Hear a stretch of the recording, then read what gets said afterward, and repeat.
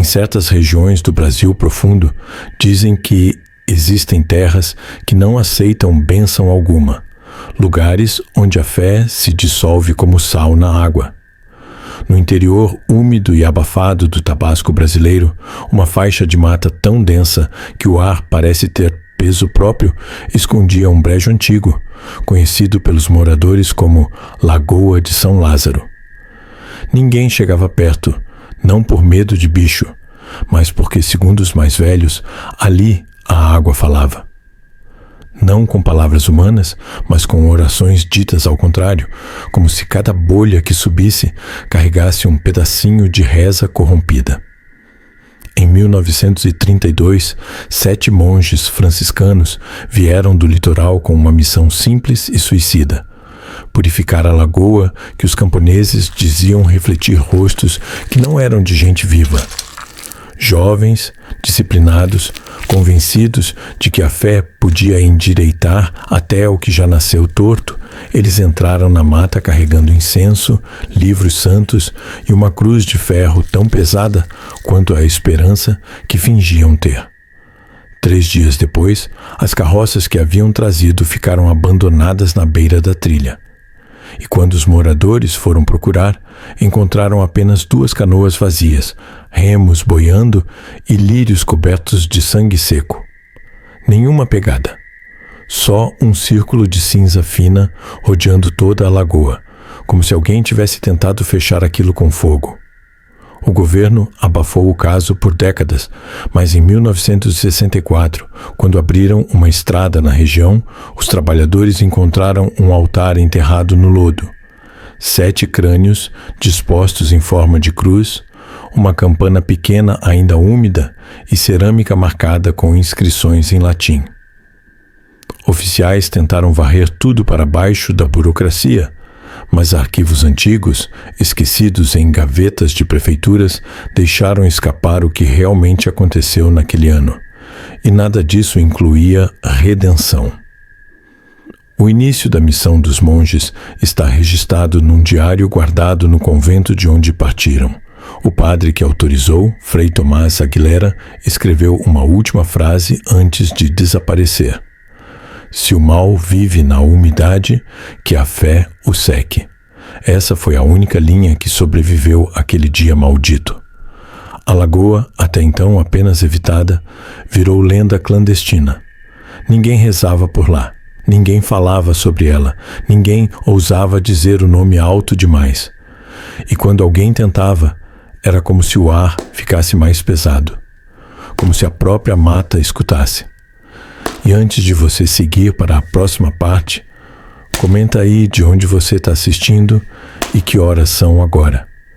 Isso ajuda o vídeo a sobreviver melhor que esses monges.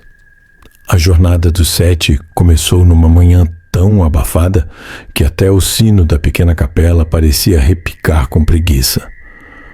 Os aldeões assistiram de longe, escondidos atrás das palmeiras, sem coragem de desejar boa sorte, nem de tocar nos frades. Em Tabasco, aquele Tabasco esquecido do mapa brasileiro, as pessoas aprendiam cedo que certas coisas não queriam testemunhas. Os monges avançaram em fila, túnicas pesadas, os pés afundando no barro quente, e logo a mata fechou atrás deles como uma porta que ninguém tinha pedido para abrir. À medida que caminhavam, o terreno parecia respirar. A terra vibrava debaixo das sandálias e um cheiro de ferrugem e fruta podre dominava tudo. Quando o sol alcançou o meio do céu, Frei Luís, o mais jovem, apontou para um charco raso. Ali, meio enterrada, havia uma figura de barro com forma humana, coberta por algas, como se tivesse sido moldada por mãos que já não existiam. "Um ídolo?" perguntou ele. Frei Tomás, suando, apenas respondeu: "Um aviso." Depois disso, ninguém mais falou por horas. Quando o caminho sumiu e só sobrou água escura em todas as direções, começaram a amarrar troncos para formar 2 pequenas balsas. O silêncio era tão pesado que até o barulho das cordas parecia errado, intruso. A lagoa surgia diante deles como um espelho manchado, mas não refletia árvores nem céu. Apenas manchas cinzentas que tremulavam como rostos afogados tentando subir. Fray Mateo, encarregado da cruz de ferro, mantinha os olhos fixos no centro do brejo como quem mira uma fera à espreita. Já à noite, enquanto remaravam por entre a neblina, algo começou a acompanhar os cânticos dos frades. Não era eco. Era como uma segunda voz cantando junto, alguns segundos atrasada, vinda debaixo da água. Os sapos cessaram o coachar, as luzes das pirilampas apagaram, e o ar ficou tão frio que parecia impossível estar na selva. Frei Tomás registrou em seu diário: se olho para o brejo, ele olha de volta. Foi quando Fray Mateo ergueu a cruz e a mergulhou na água espessa. O som que veio não foi um splash, mas um estalo ardido, como ferro quente tocando gelo. A superfície borbulhou e entre a névoa um barulho profundo ecoou. Um sopro úmido, longo, quase humano. Nenhum dos frades conseguiu se mover. A cruz tremia nas mãos de Fray Mateo e a água parecia subir sozinha, como se quisesse engolir aquilo que os monges traziam. Aquela noite marcaria o início da drenagem da sanidade deles. E, ironicamente, seria a última vez que ainda podiam dizer que estavam todos vivos. A escuridão caiu sobre a lagoa de San Lázaro como um pano úmido, abafando até a ideia de horizonte. Não houve crepúsculo, nem transição, apenas um apagão súbito, como se alguém tivesse retirado a lâmpada do céu. As antorchas dos frades queimavam com uma luz doente, azulada, incapaz de aquecer. A madeira das balsas estalava, suando gotas espessas que escorriam como sangue aguado. No diário encontrado décadas depois, Frei Tomás escreveu: a noite não começou. Ela simplesmente abriu os olhos. Os monges amarraram as duas embarcações improvisadas, formando uma cruz flutuante. Fray Mateo fincou a cruz de ferro no centro, e todos se ajoelharam ao redor, sussurrando o credo. Mas logo perceberam que não estavam rezando sozinhos. Cada frase que pronunciavam voltava para eles invertida, distorcida, como se outra boca, muito antiga, repetisse as palavras desde o fundo da água. O brejo pulsava, vibrando num ritmo lento, como o coração de um animal gigante enterrado sob o lodo. 40 minutos depois, uma corrente invisível começou a arrastar as balsas. Não era vento nem maré. O movimento era rítmico, calculado, como se algo respirasse sob eles, sugando e devolvendo o ar da lagoa. Frei Luís, tremendo dos pés à cabeça, murmurou: está vivo. Nenhum dos outros respondeu. O silêncio que os envolveu pesava como pedra, espesso, cheio de intenções. Até que um som humano quebrou a noite. Era um choro. Vinha da margem, mas não havia ninguém ali. Um soluço seco, repetido, quase infantil. Frei Ignácio fez menção de remar para a borda, mas Frei Tomás o segurou pelo hábito. Se for humano, virá até a cruz. Se não for, que permaneça onde está. O choro mudou de tom, tornando-se uma voz que imitava o salmo que haviam recitado minutos antes. Não havia eco, nem distância. Parecia chorar exatamente atrás de cada frade, mas ao virar a cabeça, só havia neblina. Então o brejo se mexeu.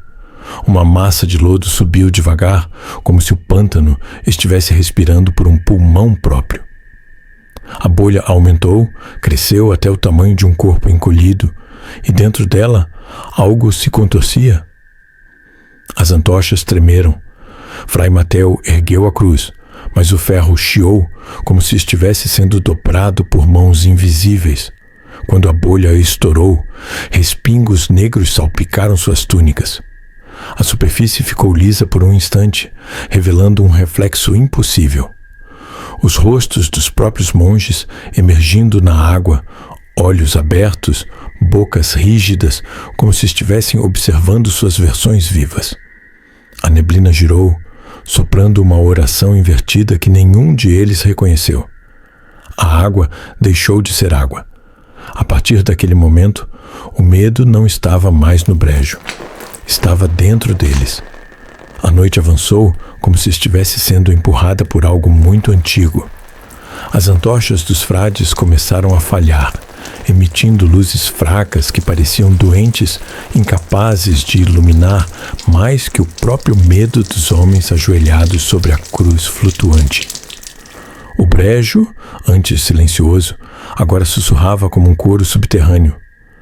A água batia contra os troncos sem produzir ondas, como se fosse sólida e, ao mesmo tempo, viva. O ar tinha cheiro de metal quente misturado com terra apodrecida. O primeiro a perder o controle foi Frei Luís. Ele chorava baixinho, movendo os lábios como quem reza, mas nenhuma palavra saía de sua boca. Seus olhos fixavam um ponto na névoa, como se visse alguém acenar para ele do outro lado. Frei Mateus tentou segurá-lo, mas Frei Luís apenas disse: "Ela está me chamando." E antes que qualquer um reagisse, ele simplesmente saltou da balsa, mergulhando sem fazer barulho. Não houve respingo, não houve onda. O pântano o engoliu com a mesma facilidade com que engoliria um grão de arroz. O silêncio que se seguiu foi tão profundo que os próprios frades pareciam ter deixado de respirar. Frei Ignácio, trêmulo, agarrou a campana de mão e começou a tocá-la com desespero, como se o som pudesse afastar aquilo que se movia debaixo da água. Mas cada toque da campana era seguido por outro toque idêntico, distante, profundo, vindo do fundo da lagoa, como se alguém lá embaixo estivesse tocando outra campana em resposta. Frei Tomás anotaria depois no diário: "O reflexo tem o seu próprio som. Nada aqui é eco. Tudo é resposta." A névoa engrossou de repente, subindo pelas pernas deles como dedos gelados. Frei Mateus ergueu o crucifixo e disse um salmo em latim, mas a voz que respondeu veio multiplicada, como se 7 versões de seu próprio timbre retornassem invertidas. As barcas estremeceram. A cruz de ferro inclinou, arranhando a madeira, e então, com um rangido úmido, escorregou para dentro da água, afundando lentamente. Nenhum dos monges ousou esticar a mão para resgatá-la. A sensação era de que tocar o pântano seria mais mortal que afundar nele. Quando o luar finalmente atravessou a bruma, a superfície da água brilhou como óleo. Mas não refletia o céu. Refletia rostos. Rostos que não acompanhavam a luz, não piscavam, não desapareciam. 7 rostos alinhados em silêncio, observando os frades vivos com uma calma impossível. Frei Inácio começou a rezar em voz alta, mas sua oração era engolida por algo mais grave, mais profundo, mais antigo. Cada frase que ele dizia voltava como se estivesse sendo dita por alguém sem pulmões, sem garganta. Alguém cuja boca era o próprio brejo. A partir dali, os frades entenderam a verdade terrível. Eles não estavam enfrentando um demônio. Eles estavam enfrentando uma memória viva, uma repetição eterna, um pântano que rezava porque já tinha rezado muitas vezes antes, um lugar que lembrava e que não pretendia deixá-lo sair. O amanhecer daquele dia não trouxe luz verdadeira. O céu parecia coberto por um pano cinzento, uniforme, morto, sem qualquer sinal de sol. As barcas flutuavam lentas, presas em uma água tão espessa que lembrava óleo queimado. Dos 7 monges, agora restavam 6, e nenhum ousava falar sobre o que tinha acontecido com Frei Luís. Quanto mais tentavam remar, mais percebiam que o pantano mudava de forma, como se estivesse deslocando suas margens para confundi-los. Árvores que antes estavam longe, agora surgiam tortas e inclinadas a poucos metros, com raízes como mãos que tentavam agarrar algo invisível. As febres começaram ao meio-dia. Primeiro Frei Esteban, que tremia como se estivesse envolto em gelo. Seus olhos rolavam para trás e sua voz, quando saía, não parecia dele. Rezava um rosário inteiro em um tom mais grave, mais velho, com sílabas que nenhum deles reconheceu. Frei Tomás escreveu em seu diário: "A voz dele não pertence ao nosso tempo. Quando a convulsão veio, Esteban caiu no lodo seco da margem recém-formada e começou a cuspir uma espuma escura que cheirava a ferro envelhecido. Eles o arrastaram com dificuldade, mas ao amanhecer, o corpo não estava mais lá. Havia apenas um círculo perfeito de cinzas, igual ao que décadas depois os operários encontrariam ao escavar a região. A essa altura, todos perceberam que o pantano não estava apenas reagindo a eles, mas interagindo, moldando o terreno, empurrando caminhos invisíveis, respirando debaixo da terra. O som da água não seguia o vento, seguia o ritmo de algo que pulsava no fundo. As bordas do brejo pareciam reorganizar-se quando ninguém olhava, como se decidissem, de forma seletiva, onde haveria solo e onde haveria morte líquida. Frei Mateus, o mais resistente, afirmou ter visto silhuetas andando sobre a água durante a noite anterior, todas com hábitos franciscanos ensopados. Eles nos observam desde outro tempo, disse ele, segurando o crucifixo imaginário que já havia sido tragado. Suas mãos tremiam como se ainda sentissem o peso do ferro perdido. O próprio Frei Tomás registrou que, durante as horas seguintes, sombras com formas humanas surgiam na névoa sempre que alguém fechava os olhos. Elas não caminhavam, flutuavam. Nos intervalos de lucidez, tentaram acender fogo para secar as túnicas e afastar o frio que subia do chão. Mas as chamas queimavam azuladas, sem calor, produzindo um chiado tão baixo que parecia uma respiração. O ambiente inteiro respondia a cada faísca, como se o pantano rejeitasse o fogo da mesma forma que rejeitara a cruz de ferro. Quando a segunda noite caiu, os frades já não sabiam se o brejo estava tentando expulsá-los ou convidá-los para dentro. Mas uma coisa ficou clara para todos. Aquilo não era um exorcismo, era uma absorção, e eles já estavam sendo puxados para dentro pouco a pouco, oração por oração. A segunda noite foi um golpe direto no pouco de sanidade que ainda restava nos monges. O ar ficou tão parado que parecia um pano úmido colado no rosto e cada respiração vinha acompanhada de um gosto metálico, como se o próprio oxigênio tivesse enferrujado. As barcas, antes unidas em cruz, começaram a balançar devagar, seguindo um ritmo que não vinha de vento nenhum. Frei Mateus foi o primeiro a notar. O movimento era a respiração. O pantano respirava por baixo deles, inflando e desinflando a superfície como um pulmão doente. Por volta da meia-noite, o silêncio explodiu em um estalo seco. O crucifixo afundado, que ninguém ousara buscar, reapareceu por alguns segundos, boiando de lado, coberto por uma camada de limo que pulsava como veias. Antes que pudessem se aproximar, a cruz foi puxada para baixo com violência, deixando apenas círculos perfeitos na água. Frei Tomás escreveu num sussurro: "Algo quer o ferro, ferro e oração." E, sinceramente, se o sujeito ainda estivesse vivo hoje, eu empurraria o diário e mandaria ele fugir dali antes de virar parte do menu. O calor começou a subir pelo chão às 3 da manhã. Não era calor normal, era febre.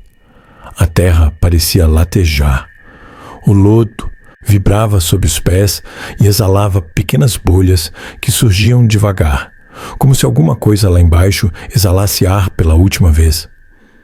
Os frades ficaram imóveis, tentando rezar, mas cada palavra que pronunciavam voltava para eles com atraso. Um eco atrasado, profundo, vindo do próprio pantano. Rezar ali era como chamar algo que já estava olhando para eles. Fray Matteo segurou sua campana de mão, a mesma que usara horas antes, e a sacudiu com força. O som voou pela escuridão e voltou, não como eco, como resposta. Outra campana, de tom mais grave, soou debaixo da água. Depois outra, depois outra. 7 badaladas perfeitas, como se cada monge perdido tocasse junto, alinhado com a respiração do terreno.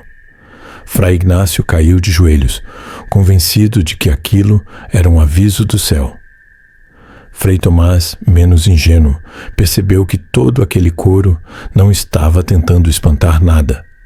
Ele estava chamando. A névoa ficou tão densa que tomou forma. Se ergueu pelas laterais das barcas, contornando os frades como dedos frios tocando seus ombros. E de dentro dela começaram a surgir rostos. Não eram rostos humanos completos, eram impressões, sombras, moldes do que já tinha sido gente. Olhos fechados, bocas semiabertas recitando sílabas quebradas. Um dos rostos apareceu tão perto de Frei Esteban que o frade sentiu o hálito de terra molhada bater no rosto.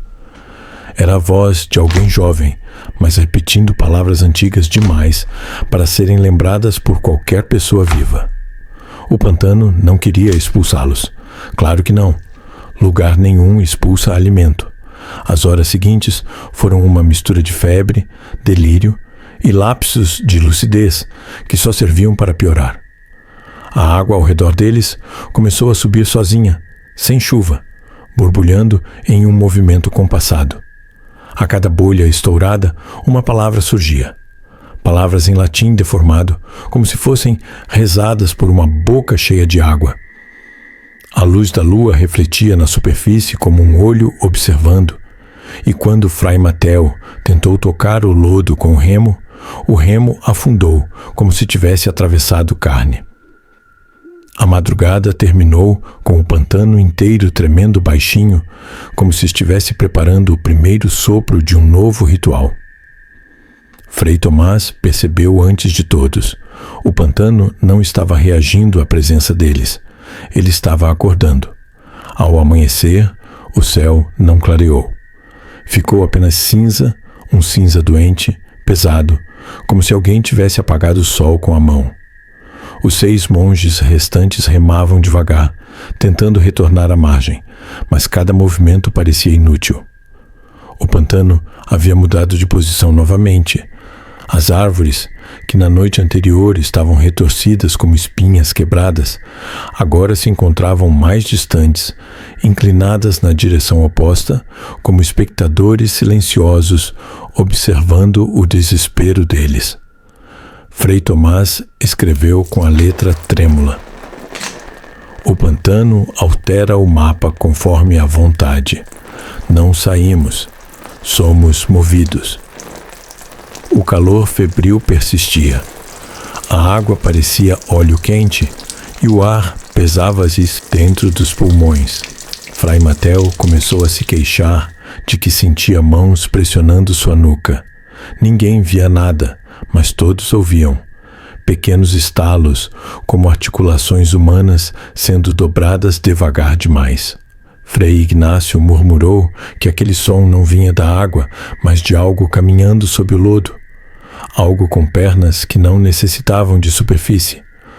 Foi então que a campana reapareceu. Não a campana física que eles tinham perdido, mas o som dela.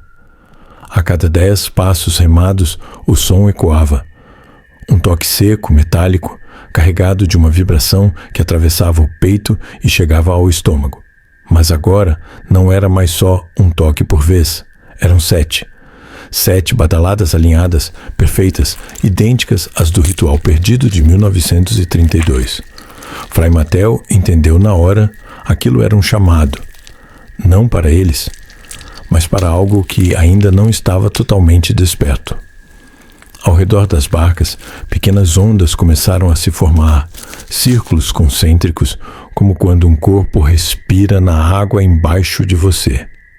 Os frades seguraram os remos com força, mas não ousaram quebrar o ritmo, porque qualquer movimento brusco parecia irritar o pantano.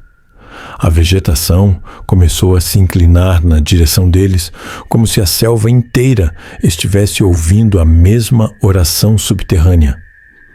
Frei Esteban, que já havia passado pela crise na noite anterior, começou a falar com uma voz que não era sua. Era mais grave, arrastada, com pronúncias antigas demais para serem humanas.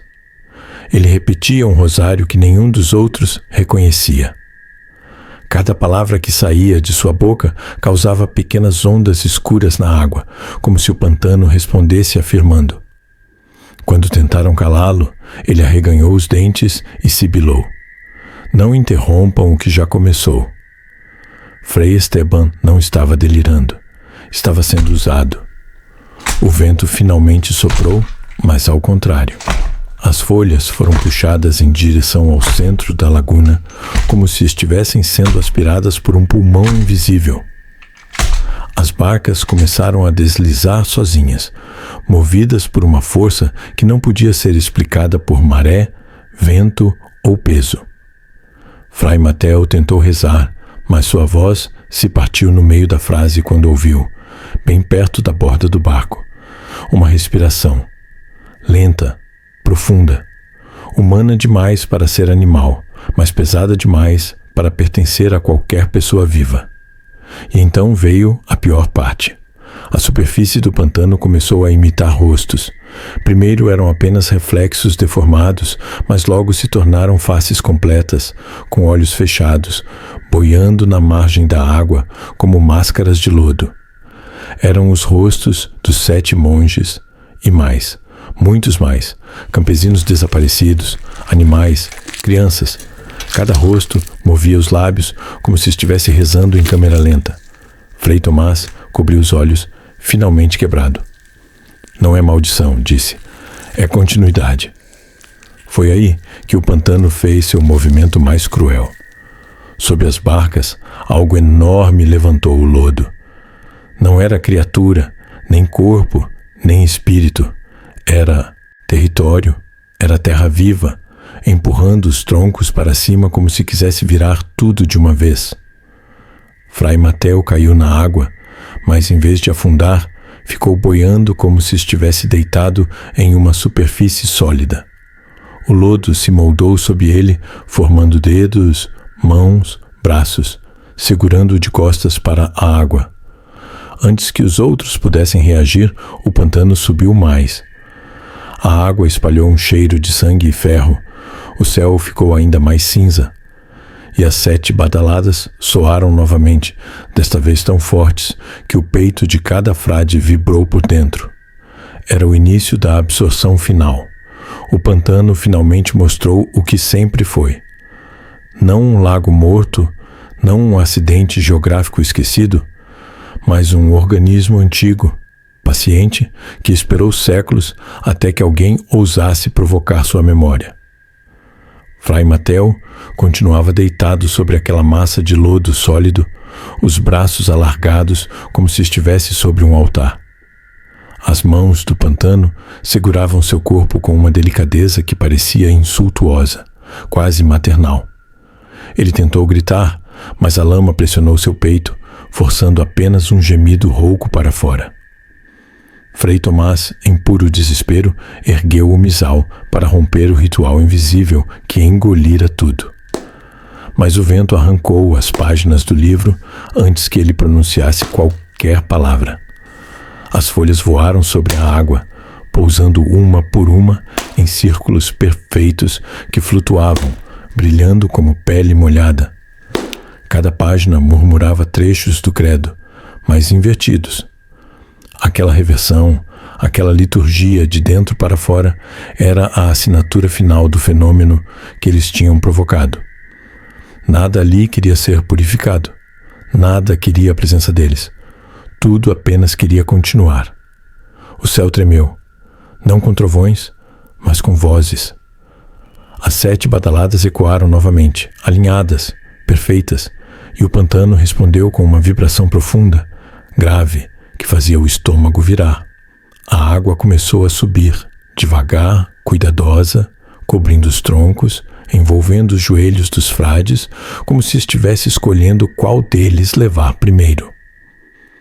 Frei Ignácio tentava remar, mas o remo não o afundava. Era como tentar romper o couro de um animal gigante. O pânico aumentou. Frei Esteban, possuído por aquela voz que não era humana, ergueu o rosto e mostrou os olhos totalmente negros, sem reflexo. Ele murmurou: "Não se marchem, já los avisto." Aquela frase, tão simples, tão tranquila, fez os outros perderem qualquer centelha de coragem restante. Foi então que a água rasgou, não para cima, mas para os lados, como se alguém abrisse uma cortina feita de lodo e água ao mesmo tempo. No centro da laguna surgiu um vazio escuro, uma abertura que não refletia nada, nem céu, nem fogo, nem rosto. Um buraco que parecia feito de ar sem luz. E de lá veio a respiração. Aquela respiração antiga, profunda, arrastada, que parecia ter sido guardada desde os primeiros homens que pisaram naquele chão. A barca começou a ser puxada, lenta, mas inevitavelmente. Frei Tomás tentou segurar os troncos com as mãos, rezando em latim misturado com espanhol, misturado com puro medo. Sua voz falhava, tremia, morria no meio das palavras. Nada fazia efeito. O pantano ignorava qualquer nome sagrado. Fray Matel foi o primeiro a desaparecer. A lama o arrastou devagar, sem violência, como se o estivesse recolhendo de volta ao lugar onde sempre pertenceu. O corpo sumiu sem um som sequer, sem borbulha, sem onda. Apenas desapareceu. E no lugar onde ele afundou, as 7 vozes começaram a cantar novamente. As barcas giraram, puxadas para a abertura. Frei Ignácio agarrou o crucifixo que boiava de novo na superfície. O mesmo crucifixo que tinha desaparecido na noite anterior. Mas o metal estava quente demais. Ele gritou, largando o objeto, e o crucifixo afundou como se tivesse sido puxado por garras invisíveis. Frei Esteban riu. Não um riso humano. Era um riso oco, estourado, brutal. E então ele simplesmente tombou da barca por vontade própria. A água o recebeu como quem recebe um filho há muito esperado. Frei Tomás foi o último a resistir. O diário dentro do hábito pesava tanto que ele mal conseguia manter-se de pé. O pantano subiu pelas suas panturrilhas como braços lentos. Ele ergueu o rosto para o céu cinza, buscando Deus, buscando alguma resposta, alguma intervenção. Mas a única resposta foi o toque final da campana. Um toque longo, profundo, que fez o mundo inteiro parecer inclinar-se para ouvir. A água subiu até sua cintura, depois até o peito, depois até a garganta. A última frase escrita no diário dele seria encontrada décadas depois, quase ilegível. El agua no pide perdón, el agua recuerda. Quando tudo terminou, não houve explosão, nem tempestade, nem fenômeno sobrenatural espetaculoso. Apenas silêncio. Um silêncio tão profundo que nenhum animal ousou quebrar. O pantano ficou liso como um espelho, completamente imóvel. As 2 barcas vazias flutuaram até a margem horas depois, como sempre acontecia naquele lugar. Porque o pantano não devolve corpos. Ele devolve apenas histórias. Histórias que ninguém deveria ter ouvido. E assim, os 7 monges entraram para a memória viva da laguna de San Lázaro, não como mártires, mas como vozes. Vozes que ainda rezam, vozes que nunca saíram, vozes que até hoje são captadas por sensores e microfones às 13h14 da madrugada. E todo mundo que grava escuta a mesma coisa. Uma campana, 7 intervalos, 30 segundos de silêncio e a respiração da terra. Se você chegou até aqui, obrigado por caminhar comigo por entre as sombras desse relato. Antes de seguir para o próximo mistério, deixe seu like, seu comentário e se inscreva no canal. Isso mantém viva a chama que sustenta essas histórias que o tempo tentou silenciar.